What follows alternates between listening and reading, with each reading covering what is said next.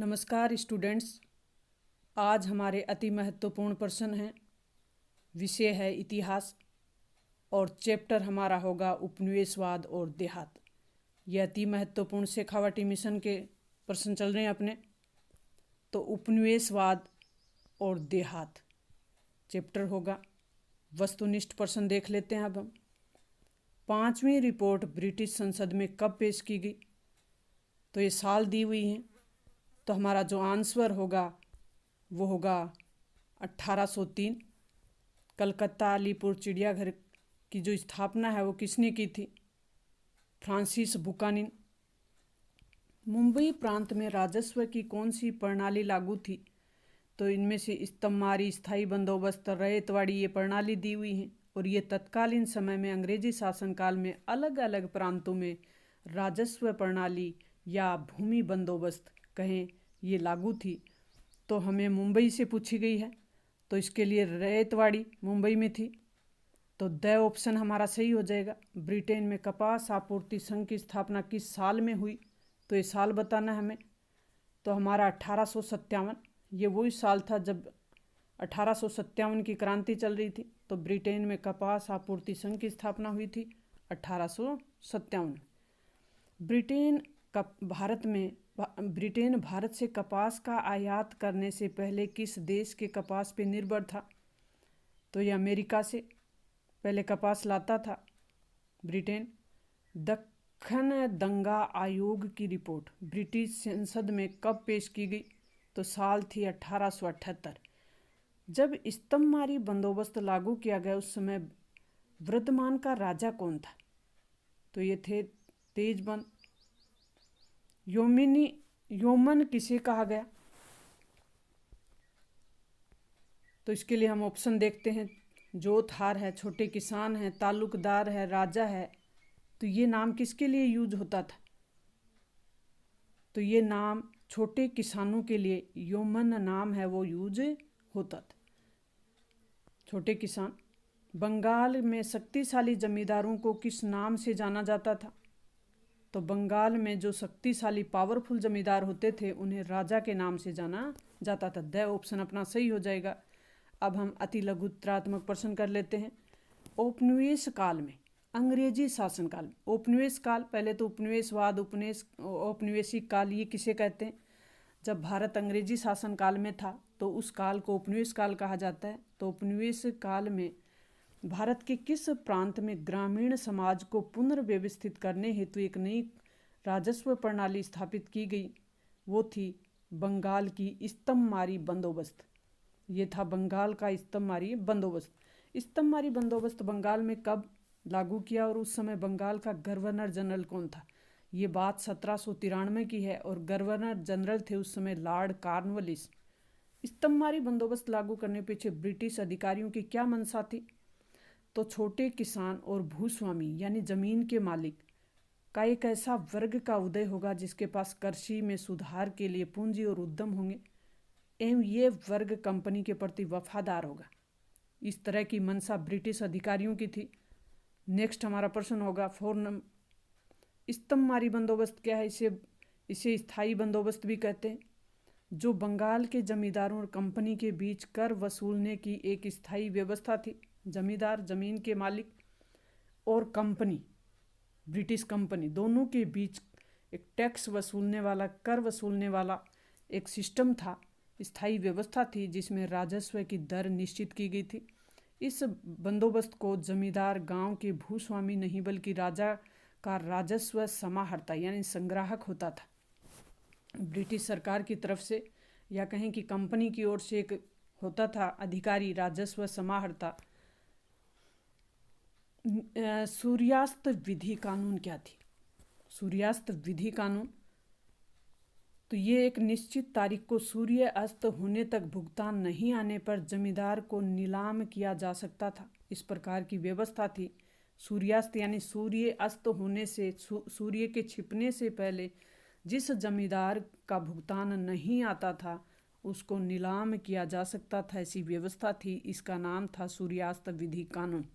जमींदार किस अधिकारी के माध्यम से राजस्व का संग्रहण करता था, यानी राजस्व इकट्ठा करता था। अमला नाम का एक अधिकारी होता था उस समय, उसके माध्यम से ये टैक्स वसूला जाता था। रैयत शब्द किसके लिए प्रयोग में लाया गया? किसान के लिए रैयत शब्द का प्रयोग हुआ। जोतदार कौन थे? जोतदार उत्तरी बंगाल के धनी किसानों को जोतदार कहते थे, जो बटाईदार के माध्यम से खेती करते थे। तो अब बटाईदार का क्या कार्य था फिर? इन्हें जो अधिकारी थे बरगादार भी कहते थे, जो स्वयं के हल से खेती करते तथा उपज का आधा हिस्सा जोतदारों को देते थे। कुदाल एवं हल किन लोगों के जीवन का प्रतीक बन गया था? कुदाल पहाड़ी लोगों का, यानी संथाल लोगों का। हल था वो संथाल जाति के लोगों का, और कुदाल था वो पहाड़िया लोग थे उनका। पहाड़िया लोग मैदानी भागों पर आक्रमण क्यों करते थे? अभाव एवं अकाल के वर्षों में जीवित रहने के लिए ऐसा काम करते थे। मैदानी लोगों पे अपनी ताकत दिखाने के लिए भी ऐसा करते थे। सिंधु विद्रोह का नेतृत्व किसने किया? नेक्स्ट जो हमारा प्रश्न है वो है सिंधु माझी ने इसका नेतृत्व किया था। 13 का हमारा प्रश्न है कि दक्कन में सर्वप्रथम आंदोलन कहाँ शुरू हुआ? पूना के गांव सूपा में, जहां विपणन केंद्र था। दक्कन में हुए विद्रोह का स्वरूप क्या था? सभी जगह साहूकारों पर हमले हुए, बही खाते जला दिए गए और ऋणाबद्ध जो थे वो नष्ट कर दिए गए। रैयतवाड़ी राजस्व व्यवस्था के बारे में बताना है। इसमें राजस्व की राशि सीधी रैयत से तय की जाती थी। रैयत शब्द हमने ऊपर देखा है। रैयत किसके लिए यूज होता था? किसान के लिए। तो सीधे रैयत से तय की जाती थी। औसत आय का अनुमान लगाकर राजस्व तय किया जाता था और हर 30 साल बाद राजस्व का निर्धारण पुनः किया जाता था। दक्कन दंगा रिपोर्ट में किन तथ्यों का संकलन किया गया? तो ये रैयत, साहूकार एवं चश्मदीद गवाहों का उसमें बयान था। और विभिन्न क्षेत्रों की राजस्व जो दर थी, कीमत एवं ब्याज के आंकड़े थे। जिला कलेक्टरों द्वारा भेजी गई रिपोर्ट थी। ताल्लुकदार शब्दों को परिभाषित कीजिए। वह व्यक्ति जिसके पास ताल्लुक यानी संबंध हो। आगे चलकर इनका अर्थ क्षेत्रीय इकाई हो गया था। फ्रांसिस बुकानन कौन थे? तो फ्रांसीसी बुकानन कौन थे देख लेते हैं। ये एक चिकित्सक थे। इन्होंने कलकत्ता में चिड़ियाघर की स्थापना की। ऊपर भी हमने ऑब्जेक्टिव प्रश्न में इसको देख लिया है। भूमि का सर्वेक्षण किया। बंगाल में दिनाजपुर के जोतदारों का उल्लेख किया। लघुत्रात्मक प्रश्न। इस्तमारी बंदोबस्त व्यवस्था में जमींदारों की असफलता के क्या कारण थे? तो इसके लिए निम्न कारण थे कि कंपनी द्वारा राजस्व की दर थी वो ऊंची रखी गई थी। कंपनी का मानना था कि समय के साथ कृषि उत्पादन और कीमतों में वृद्धि होगी, तो पहले ही राजस्व की दर ऊंची रख दी। दूसरा जो हमारा ऑप्शन होगा या पॉइंट होगा वो होगी ऊंची दर होने के कारण रैयत यानी किसान समय पे जमींदारों को टैक्स वसूल नहीं कर पाते थे, राजस्व वसूल नहीं कर पाते थे। फसल अच्छी हो या खराब, राजस्व भुगतान का समय निश्चित था, जिसे सूर्यास्त विधि कहते थे। फसल खराब हो जाए या फसल अच्छी हो जाए, भुगतान निश्चित ही करना था, और ये सूर्यास्त विधि या कानून द्वारा तय था। जमींदारों की शक्ति को रैयत से राजस्व इकट्ठा करने और जमींदारी का प्रबंधन करने तक सीमित करना था। नेक्स्ट जो हमारा प्रश्न होगा वो होगा 2 नंबर। औपनिवेशिक भारत में जमींदारों की शक्ति को नियंत्रित करने के लिए कंपनी ने कौन से कदम उठाए थे? तो जमींदारों की सैन्य टुकड़ियों को भंग कर दिया। 2 नंबर पॉइंट हम बना लेंगे कि सीमा शुल्क भी समाप्त कर दिया। तीसरा पॉइंट बनाएंगे कि स्थानीय न्याय पुलिस की जो व्यवस्था थी उसे समाप्त कर दिया। तो हम 3 पॉइंट बनाएंगे अपने उत्तर को जस्टिफाई करने के लिए। नेक्स्ट जो हमारा प्रश्न होगा, जोतदार जमींदारों से किस प्रकार प्रभावशाली होते थे? जोतदार जमींदारों से किस तरह प्रभावित होते थे या प्रभावशाली होते थे? प्रभावित नहीं, प्रभावशाली यानी ताकतवर। ये जमींदारों के विपरीत गांवों में रहते थे, जिससे ग्रामीणों पर उनका सीधा नियंत्रण होता था। जमींदारों द्वारा लगान बढ़ाने का विरोध करते एवं अधिकारियों को कार्य करने से रोकते, ताकि राजस्व भुगतान में देरी होने के कारण जमींदारों की जमींदारी को नीलाम करवाकर जोतदार ही हों जो जमींदारी खरीद लेते थे। नेक्स्ट जो हमारा प्रश्न होगा 4 नंबर, वह है कि इस्तमारी बंदोबस्त के बाद बहुत सी जमींदार क्यों नीलाम कर दी गई? बहुत सी जो जमींदारियां थी वो नीलाम क्यों कर दी गई? इस बंदोबस्त में राजस्व की दरें ऊंची थी। ये हमने ऊपर भी देख लिया कि राजस्व की दरें ऊंची होती थी। रैयतों के समय पर राजस्व का भुगतान नहीं करने के कारण जमींदारों पर बकाया जो टैक्स होता वो बढ़ता जाता, जिसके कारण कंपनी अपने बकाया वसूल करने के लिए जमींदारों की संपदा को नीलाम कर देती थी। उनके पास जो प्रॉपर्टी होती, संपत्ति होती, उसको नीलाम कर देती थी। जमींदार लोग, नेक्स्ट जो हमारा प्रश्न है वो है जमींदार लोग अपनी जमींदारी पर किस प्रकार नियंत्रण बनाए रखते थे। तो अपनी संपत्ति को स्त्रियों के नाम करके क्योंकि कंपनी ने निर्णय ले रखा था कि स्त्रियों की संपत्ति को छीना नहीं जाएगा। दूसरा पॉइंट हम बनाएंगे कि नीलामी में अपने एजेंटों के द्वारा ऊंची बोली लगवाकर बेनामी जो खरीदारियां करना, बाहरी व्यक्तियों द्वारा नीलामी में खरीदारी की गई भूमि पर पुनः जमींदार लाठियाल एवं स्थानीय जो रैयत होते थे उनके विरोध के कारण कब्जा नहीं मिल पाना। 5वीं रिपोर्ट पर टिप्पणी लिखनी है। क्या थी ये 5वीं रिपोर्ट? ये भारत में ईस्ट इंडिया कंपनी के प्रशासन एवं क्रियाकलापों के विषय में तैयार की गई रिपोर्ट थी कि कंपनी किस तरह से शासन कर रही है, जिसका आधार जमींदारों और रैयतों की जो अर्जियां, कलेक्टरों की रिपोर्ट, राजस्व विवरण की सांख्यिकी तालिका एवं न्यायिक प्रशासन पर लिखी गई टिप्पणियां हैं। पहाड़ी लोगों ने बाहरी लोगों के आगमन पर कैसे प्रतिक्रियाएं दर्शाई। पहाड़ी लोग, बाहरी लोग आते थे तो उनके लिए किस तरह की प्रतिक्रिया करते थे। तो इन लोगों का मानना था कि बाहरी लोग उनके जंगल और ज़मीन छीनकर उनकी जीवन शैली और जीवित रहने के साधनों को नष्ट कर देंगे, तो ये उनके विरुद्ध होते थे। पहाड़ी लोगों की आजीविका संथालों की आजीविका से किस तरह भिन्न थी। तो हमने ऊपर देखा था कि पहाड़ी लोग कौन थे और जो संथाल थे वो कौन थे। तो पहाड़ी लोग झूम खेती करते थे, जिसमें जंगल के छोटे हिस्से में झाड़ियों को काट कर, घास फूस जलाकर, कुदाल से ज़मीन को खोद कर, खुरच कर कृषि करते थे तथा शिकार करके, रेशम के कीड़े पालकर और काठ कोयला बनाने के रूप में जंगल से घनिष्ठ रूप से जुड़े हुए थे तथा जंगल की जो भूमि थी निजी मानते थे, जंगल को अपनी निजी भूमि मानते और उनकी पहचान और जीवन का आधार भी मानते थे तथा बाहरी लोगों के प्रवेश को बाहरी लोग प्रवेश करते तो उसका विरोध करते। संथाल लोग स्थायी कृषि करते थे, यानी वो स्थानांतरित कृषि करते थे। झूम कृषि जो एक जगह की जाए फिर दूसरी जगह की जाए, पेड़ पौधे घास फूस जलाकर। लेकिन संथाल लोग स्थायी कृषि करते थे, एक ही जगह कृषि करते थे। जंगलों को काटकर और हल से जोतकर बंजर जमीन को कृषि योग्य बना लेते थे और वाणिज्यिक फसलों की खेती करते थे तथा व्यापारी और साहूकारों से लेन देन करते थे। दामीन ए कोह क्या था, इस पर संक्षिप्त टिप्पणी लिखनी है।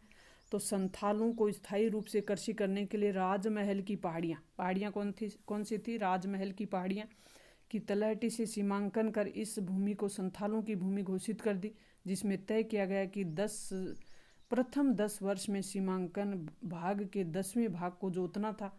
इसी को दामीन ए कोह कहा गया।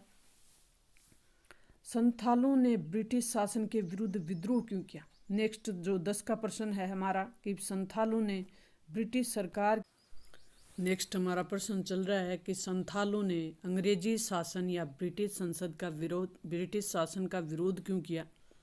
तो संथाल जिस जमीन को साफ कर खेती कर रहे थे उस पर सरकार भारी कर लगा रही थी, साहूकार ऊंची दर पे ब्याज लगा रहे थे, वह कर्ज अदा न करने पर जमीन छीन रहे थे तथा जमींदार दामीन ए कोह जो एक व्यवस्था होती थी उस समय, इसको क्षेत्र पर नियंत्रण का दावा करते थे, यानी इस व्यवस्था के तहत इस क्षेत्र पर नियंत्रण का दावा करते। इस कारण संथाल लोग एक अलग क्षेत्र की आवश्यकता महसूस करने लगे जिस पर अपना शासन हो, जमींदारों, साहूकारों और अंग्रेजों का हस्तक्षेप न हो, इसलिए वो ब्रिटिश शासन का विरोध करते थे। नेक्स्ट हमारा प्रश्न है कि अमेरिकी गृह युद्ध ने भारत में रैयत समुदाय के जीवन को कैसे प्रभावित किया।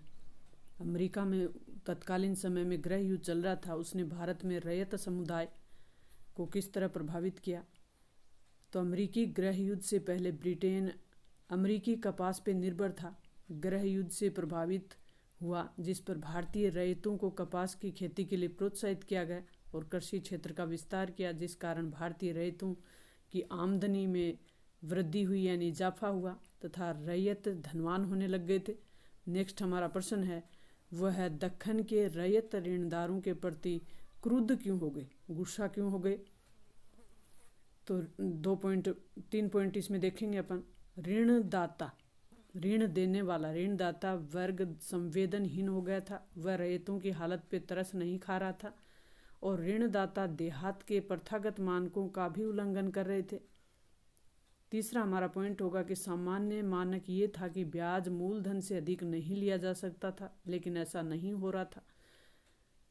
भाड़ा पत्र क्या होता था, 13 का प्रश्न हमारा है कि भाड़ा पत्र क्या होता था। रैयत पर ऋण भार बढ़ जाता तो ऋणदाता को उसे अपनी जमीन, गाड़ी एवं पशुधन बेचना पड़ता था, लेकिन इसके बिना रैयत का काम भी नहीं चलता था। इसलिए ये चीज़ें वापस ऋणदाता से किराए पे ली जाती थी।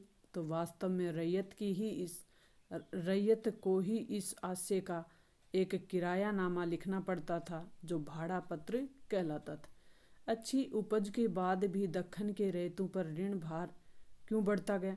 उपज अच्छी हो रही थी, लेकिन फिर भी इन पे ऋण था वो चढ़ता ही जा रहा था। रैयत मानी किसानों पे ऋण का भार बढ़ता ही जा रहा था। तो क्या कारण था ऐसा। रैयतवाड़ी बंदोबस्त, जो अंग्रेजी शासन या ब्रिटिश शासन या कहीं की कंपनी की एक भूमि बंदोबस्त था रैयतवाड़ी, उसमें 30 वर्ष बाद राजस्व का पुनर्निर्धारण किया गया। तो राजस्व का 50 से 100% तक बढ़ा दिया गया, 50 से 100% तक बढ़ा दिया गया था। कपास की कीमतें गिर गई एवं कपास का कृषि क्षेत्र भी कम हो गया था।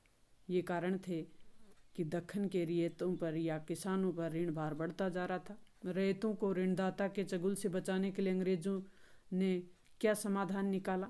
नेक्स्ट हमारा प्रश्न है, तो इसका उत्तर देख लेते हैं हम।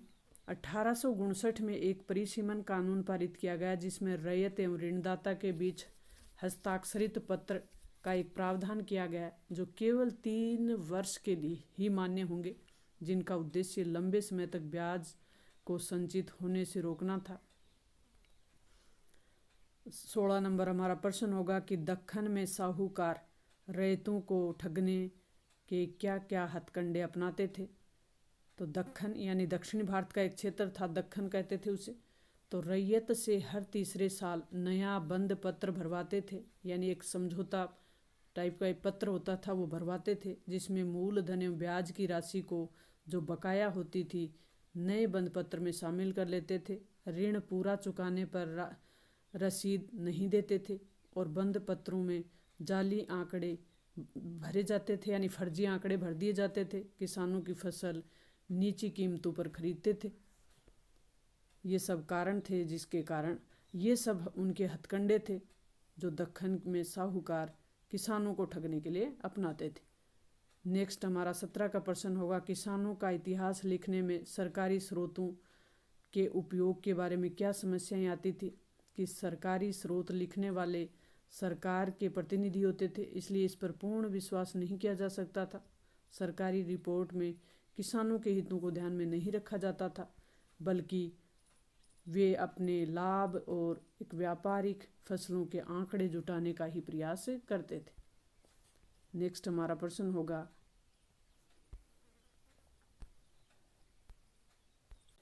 ये शेखावाटी मिशन के अति महत्वपूर्ण प्रश्नों का विश्लेषण किया है हमने, बड़े सरल और सहज भाषा में करने का प्रयास किया है। आपको ज़रूर पसंद आया होगा और आपके मार्क्स बढ़ाने में ज़रूर योगदान देगा। मिलते हैं नेक्स्ट वीडियो में।